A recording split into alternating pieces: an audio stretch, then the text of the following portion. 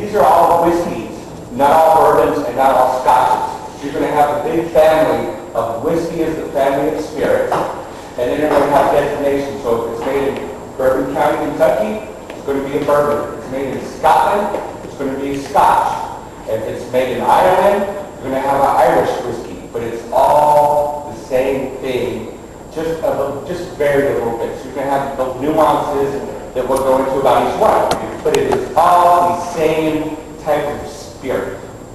One major difference that I need to tell you right now is don't smell it like a wine, okay? Because these liquors have so much alcohol content in them, I don't want you to zap your taste buds and your olfactory right away. What I want you to do is I want you to open your mouth and open your nose, and don't stick your mouth so far in the glass that you're just going to get all the alcohol, okay? It's going to really neutralize your taste for this evening. I want you to go.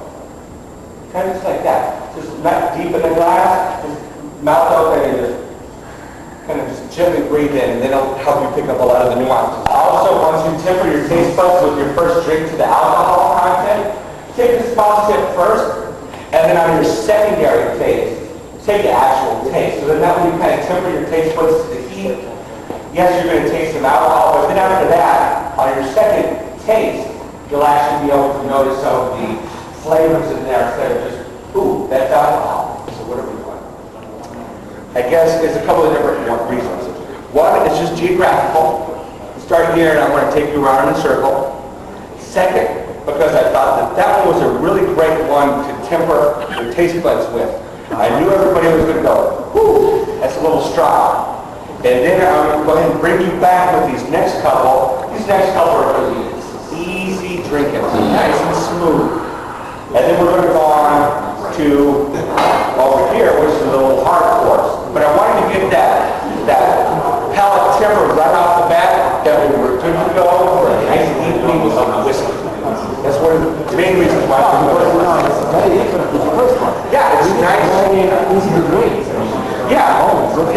I mean, no ice, no water, and I can drink it all day long. Yeah, it's good. Is there any questions about the time going on? I can answer anybody. Well, why are you using that glass? This particular glass, I actually went to, I don't know if anybody here has heard of Mr. Rydell or Rydell glasses at all, but they're used for, like, say, ingredients in distillation. And the distillation process and the maturation of the spirit is what changes it all. That's what gives each one its individuality. And just like with the great wine, you're going to have, the terroir and the grape. So it's all significant. Each one plays an individual part to make up the whole of the stuff. Give me a light char, give me a dark char, and it's also referred to as an alligator skin, because if you come up and you take a look at how it looks, it actually has burned into what looks like an alligator skin. And the reason all this is important is because when you look in here, this isn't just dirt. This dark line here in the wood, that's where this alcohol has soaked into it and came back out. That's where it picks up all of its vanilla notes and its color and its sometimes fruitiness. And I'll go into kind of each one of those. We'll touch on different ones here because different woods will bring different flavors. Different chars will bring different flavors. But I wanted to see it actually does go into the wood. That's where that dark line is. That's where it's soaked in. That's where it's picked up. It was clear when it got in here, so where did it pick up the caramel looking from? Right here. If I was to run my hand on that, it wasn't lacquered, it would be black. That's where the color comes from the char. None of these others have in Patent Warehouse, which is why, particularly out of all the bourbons that I could have chosen, I wanted to pick this particular one. So would you say that it's probably the best that's out there? It's hard to say better, one of the better. I would say one of the better, just because I think for the price versus quality factor. Of course, you can always get extravagant and get something really nice, right? But I always like, to me, me, my favorite thing is finding something that's good and something for the money. You know what I mean? Getting that nice balance in there. Question. Please. You know how the wine folks kind of describe flavor and taste? Yeah. How would you describe this? Okay. With this one, let me go here. First of all, I give it a look. I would say it has a soft golden amber color, right? We're going to take a look at that. And then, second of all, you can swirl it and you can take a look at the body, take a look at the legs. So I'd say that's probably about a medium body on there. Right away on the nose, I'm having vanilla, caramel, some woodiness. What about you? What are you smelling? What are you tasting?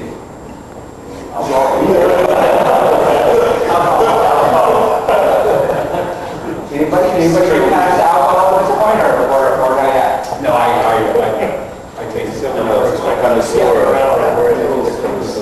Yeah, it's a little sweet. It's going to have a good amount of wheat, although it is over 51%. I forgot the exact percent for Woodford, but I know it's over 51% corn. But it does have a nice mix. It has a little spiciness from the rye here. I don't know if you taste that, or sometimes the spiciness from the rye is mistaken just purely as the heat from the alcohol, but especially on a second sip. There we go. First one's always going to be a little rough, unless you got ice, or unless you got this, unless you got that, right? Trust me. By the time we get down here, you guys will be doing all right. So the first one, nice finish. I would say a little bit bottom finish with some spice in the background. Does anybody have anything to add to this particular one? Because look, it's no big secret, right? No big secret. Whatever is in the glass is in there. And if it smells like an old tire, tell me it smells like an old tire. If it smells like a banana, tell me it smells like a banana. There's no special words here to describe anything. The special words are whatever flavors come to your mind when you're taking a smell or when you're taking a look. There's nothing special about it, right? Just a couple guys enjoying some booze and having a drink. Well, apricot. Nice. Yeah, definitely some apricot, some caramel in there. Somewhere I was thinking like a little, almost like a cookie, like a shortbread or something somewhere in there. But yeah, definitely. Apple? Yes, there we go. Because it's not a reflection of what the distiller wants. It's going to be a reflection of what the master blender wants. So he will take different blends from different years, from different amount of crops, so you've got different grains, you're going to have different spaces in the warehouse. And he's going to take each one of those, taste each one of those, and basically use them like a recipe to create this final product. It's different every year. So actually it's going to be the same every year because he's going to take that and he's going to blend it.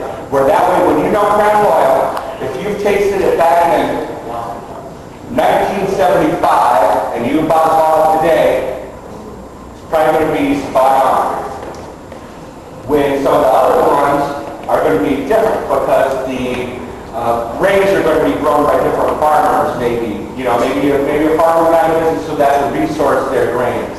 Grains, even though it's the same grains, it is grown in a different part of, say we'll go to Kentucky. If it's grown in a different part of Kentucky, it's probably going to taste a little bit different. Corn from Wyoming is going to taste different from corn in Minnesota. Not a corn expert, but I know that it's probably going to taste a little bit different. It's not aggressive. Right. Round. But the other one was a stronger one. So why we start with the other one, not with this one? The reason that I wanted to start with that particular